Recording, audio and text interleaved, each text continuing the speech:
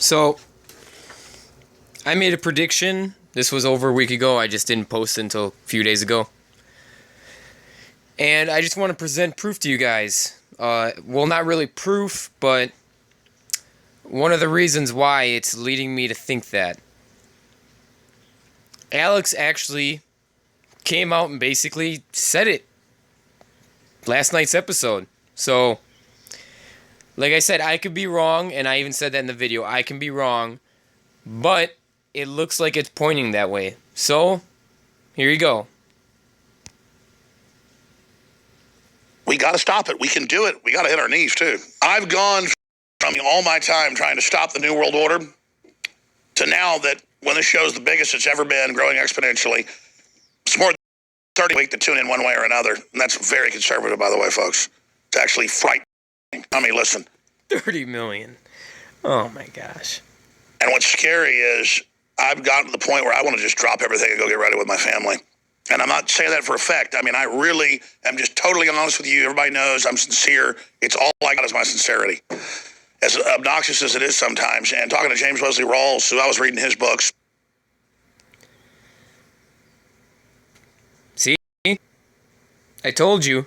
And like I always say, you have to know both sides of an argument in order to make a decisive judgment on which side you believe. You can't just sit there and say Alex Jones is a complete propaganda neocon artist. You have to prove it, and you have to prove it with his own words, and you have to sit there and listen to his ridiculous propaganda, like I do, over and over again. And yes, it's annoying, and it almost hurts your brain sometimes to hear the same thing over and over again, repeated. But then you can get his technique down, you can get why he's doing certain things. And what I think is going to happen is he's going to do exactly what he did with Ted Cruz.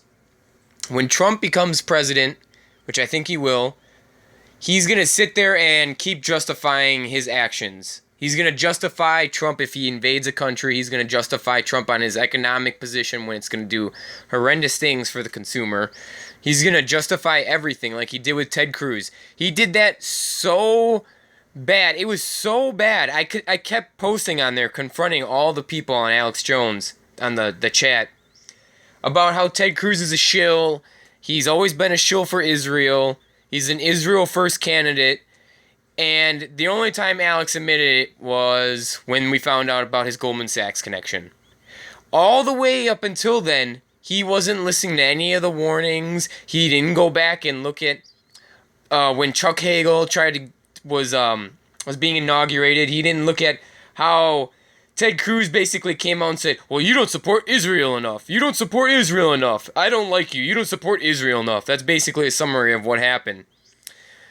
And he didn't listen to any of that because, of course, we all know Alex Jones, who he represents, but he's going to do this with Trump, too. He's going to sit there and hold on to the last second until he's got to finally go, okay, fine, maybe I made a mistake on Trump. Just like Ted Cruz, I made a mistake. But I don't know that. I'm just making a prediction here, so please don't take this as I'm saying this is going to happen, even with the whole he's going to leave thing. But I strongly believe that that's what's going to happen. I don't know for sure, like I said.